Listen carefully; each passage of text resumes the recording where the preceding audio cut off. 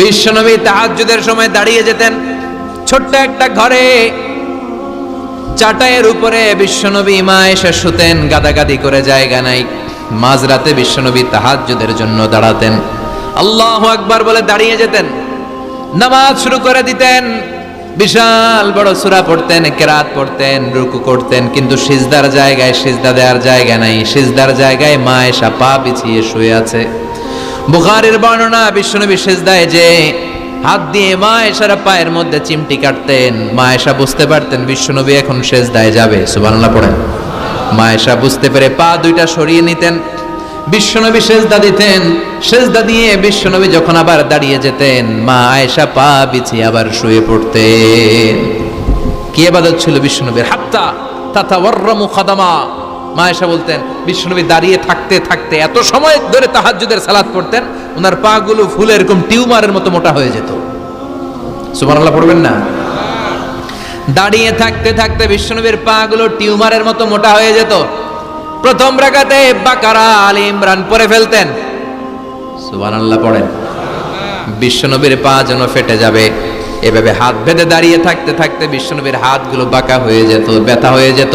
বিশ্বনবী তখন হাত দুইটা ছেড়ে দিতেন।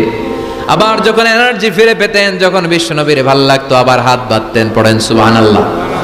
তার মানে হাত ছেড়ে দিও নামাজ পড়া যায়, হাত ছেড়ে দিও। মালিকি মাযহাবের কিছু স্কলাররা ওনারা মত নিয়েছে, ওনাদের অনুসারীরা এরসাল করে, আমাদের দেশে কেউ বাদে এইভাবে, কেউ এইভাবে, কেউ এইভাবে। মালিকিরা বাদেই না, কেউ বাদবই না, কি করবি কর, আছে না নাই? আপনি যদি হজ করতে যান মক্কা মদিনায় এই আমলগুলো দেখতে পারবেন। এটা সুন্নাত একটা আমল। হাত ছেড়ে দিলেও যেখানে সালাত হয়ে যায় ওই জায়গায় কই বাঁধবে এই নিয়ে কিলাকিলি আছে না নাই? উপরে না নিচে, আমিন জোরে না আসতে, আছে না নাই? বিশ্বনবী লম্বা সময় দাঁড়িয়ে তাহাজ্জুদ পড়তেন। তাহাজ্জুদ পড়লে আপনার মর্যাদা বাড়ায় দিবে কে? সাইয়েদনা জিবরাইল বললেন, ইন্না শারাফাল মুমিন ফি কিয়ামিল লাইল। বিশ্বনবী বললেন, জিবরাইল এসে আমাকে বলে গিয়েছে মুমিনের মর্যাদা তাহাজ্জুদের নামাজের ভেতর। সুবহানাল্লাহ পড়েন। তাহাজ্জুদের নামাজ পড়লে মর্যাদা বাড়ায় দেয় কে? 2 নাম্বার কুরবাতুন ইলাল্লাহ। তাহাজ্জুদের নামাজ পড়লে আল্লাহর সাথে নৈকট্য বাড়িয়ে দেয় কে? আল্লাহর সাথে কানেক্টিভিটি আপনার বেড়ে যাবে।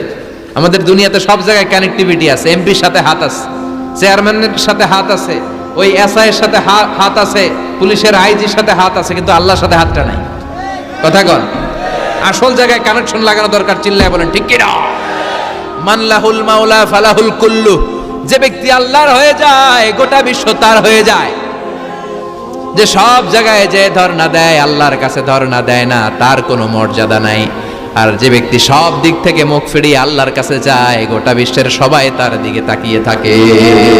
এজন্য সম্পর্কটা লাগাইতে হবে কোন জায়গায়?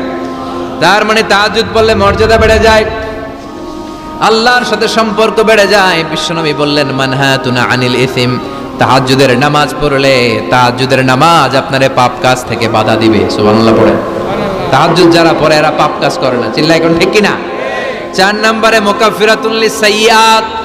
পাপ আর অন্যায় যদি কিছু হয়েও থাকে, তাহাজ্জুদের নামাজ পড়লে তাহাজ্জুদের নামাজ পাপগুলোরে ধুয়ে মুছে সাফ করে দেয়।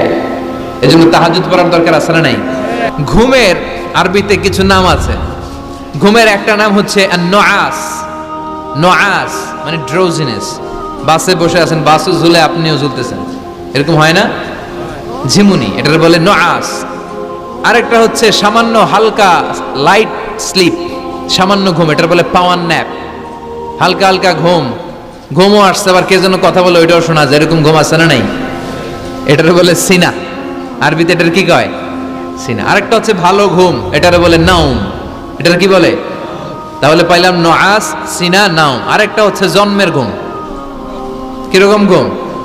এমন ঘুম যেই ঘুমে ডাকলেও মানুষ ওঠে না, যেটা শেষ রাতে আমাদের যে ঘুমটা হয়, রাত 3টা-4টার দিকে কম্বল টেনে টেনে আরেকটু ঘুমাইতে মনে চায়, এরকম একটা ঘুম আছে না নাই?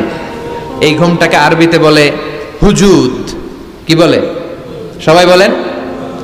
এই হুজুদের ঘুমকে স্যাক্রিফাইস করে ওই টাইমে যে সালাতটা পড়া হয়, ওই সালাতকে আরবিতে বলে সলাতুল হুজুদ বা সলাতুত তাহাজ্জুদ। সুবহানাল্লাহ পড়বেন না?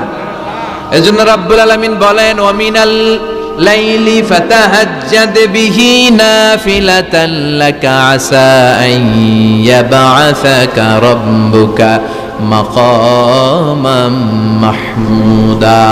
ও নবী, রাত্রিবেলা দাঁড়িয়ে আপনি তাহাজ্জুদের নামাজ পড়েন, আশা করা যায় বিশাল সম্মানিত মহিমান্বিত জায়গায় আল্লাহ আপনারে বসায় দিবে গো নবী। ঠিক কি না? তাহাজ্জুদের সালাত পড়লে মর্যাদা বাড়ায় দেয় কে? মুমিনের বৈশিষ্ট্য, তারা রাত্রিবেলা তাহাজ্জুদের সালাত পড়ে। ইমানদারদের বৈশিষ্ট্য, তারা হলো ফুরসানান নাহার রুহবানাল লাইল। রাত্রিবেলা তাহাজ্জুদের যায় নামাজে কান্নার ঝড় তুলে, দিনের বেলায় ঘোড়া হাঁকিয়ে জিহাদের ময়দানে জিহাদ করে। ঠিক কি না? দিনের বেলায় চলবে কি? জিহাদ। এজন্য বিশ্বনবীর প্রথম প্রশিক্ষণ নিতে বললেন আল্লাহ, কুমিল লাইলা ইল্লা কালিলা। ও নবী, বিশাল মিশন নিয়ে দুনিয়ার বুকে আপনি এসেছেন গো নবী। প্রথম প্রশিক্ষণ যেটা নিবেন, রাত্রিবেলায় দাঁড়িয়ে দাঁড়িয়ে তাহাজ্জুদের প্রশিক্ষণ। বিশ্বনবীর আদেশ করলেন কে? কিসের আদেশ? সবাই কোন? আরো জোরে। ওই মুহূর্তটা তাহাজ্জুদের সময়টা এমন সময়, ইয়ানজিলু রাব্বুনা ইলা সামাইদ দুনিয়া, রব্বুল আলামিন আরশের উপর থেকে দুনিয়ার আকাশে নেমে আসে। নেমে আসে মানে বিশেষ একটা মনোযোগ দেয়, আর দুনিয়াবাসীরা ডেকে ডেকে বলে, গোলাম আলা মিন মুস্তাগফিরিনা গফির আলা। কার ক্ষমা লাগবে ক্ষমা চাও, সব গুনাহ আমি ক্ষমা করে দেব। আলা মিন মুস্তারজিকিন আরজুকালা, কার কি লাগবে আমার কাছে চাও, সব আমি দিয়ে দেব। আল্লাহু আকবার।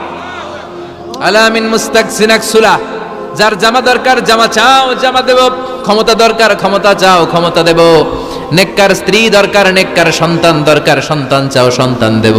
সব দেয়ার মালিক কে? কেউ যেটা পারে না পারে কে? কেউ যেটা দেয় না দেয় কে? কেউ যেটা বোঝে না বোঝে কে? আল্লাহ শেষ রাতে আম করে ডাকে, দেওয়ার জন্য ডাকে, কিন্তু চাওয়ার সময় আমাদের নাই।